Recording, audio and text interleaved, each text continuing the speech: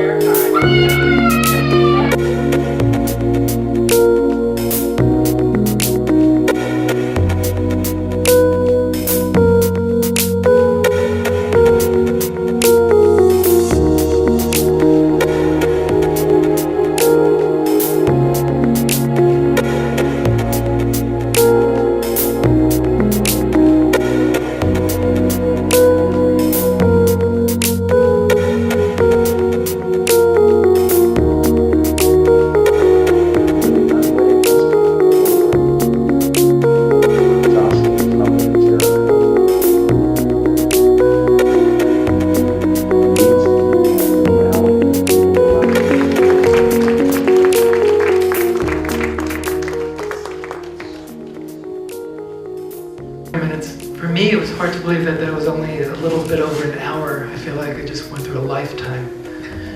I started as a therapist when I was first making films, and I feel like, not all the films obviously, but for some of the films I felt like I was still doing the same kind of work, but in a completely different way. It's always, and I don't think anyone has ever asked you, I've never heard anyone ask you, but how do you move from making these found footage films into the films that you made with, that we did with, was there ever a decision where you said, I want to move away from the found footage films that you'd made with the movies into the documentaries? I mean, what was there a reason that you would try to move into something completely different? Well, you know, after I did that first film that you saw yesterday with Ella, I used to be a filmmaker. It was such a good experience to be working with her and then to show it, and a lot of people resonated with it, that I just wanted to continue doing that. And also for me, it was sort of an antidote to working in this heavier, with these heavier themes. I was at a cafe, and sitting with someone next to me. They weren't a they were not a filmmaker. This person, she was not a filmmaker, she was a nurse. But she asked me what my film was about, and when I described it, she said to me, I see, you're opening up wounds to let the poisons out. And that stuck with me till now, because I think that's what I try to do.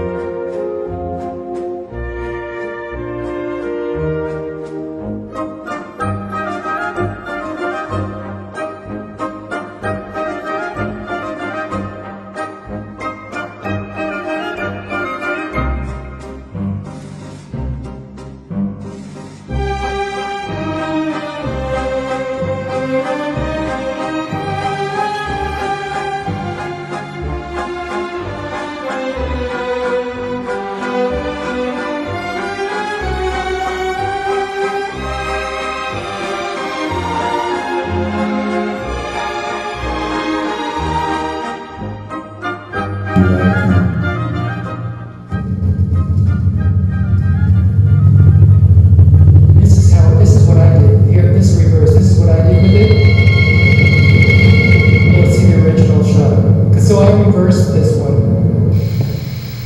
Here's the original shot. Training is hard for a baby. Let him know that you are with him and not against him. Maybe he didn't have to go after all. When I looked at that shot, I thought it was more powerful to reverse it, to have the boy being more vulnerable, to have his mother pull his pants down rather than pull it up. So that was just an example of manipulating, but really changing the whole feel of it. And also, when he puts his hand to his face, making it seem more dramatic. We can continue. The school day is over. Freedom is great. And that's where school comes in. Because school can get you freedom. Freedom to do the things you want to do and be what you want to be. With found footage was I could bypass production. The film was already there, okay? And I could go right into post-production and editing. And that's what I really loved. I was in the right place at the right time in San Francisco. The school districts, the high schools, were getting rid of all their 16mm films. They were going to throw them out. And they contacted myself and a few other filmmakers and said, if you want to come get them, we're throwing them out, so you can have them. Jay Rosenblatt Retrospective. Thanks for coming today to the master class. Remind everyone that afterwards, please stick around. We're having a question and answer session. I had my dog Blondie until the end. The day before my death, I ordered that Blondie be destroyed.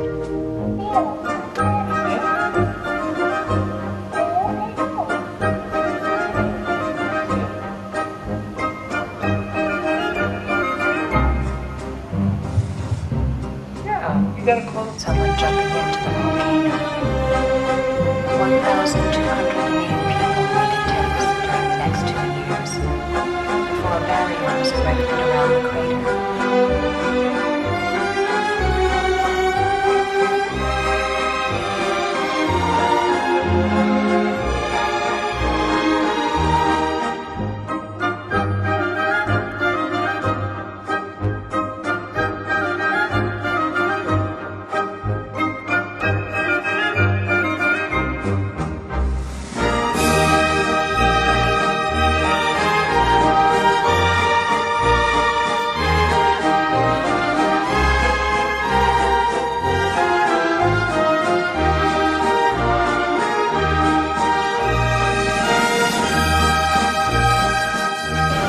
The reason for the order for this program was I thought Human Remains would be a good way to start the program off.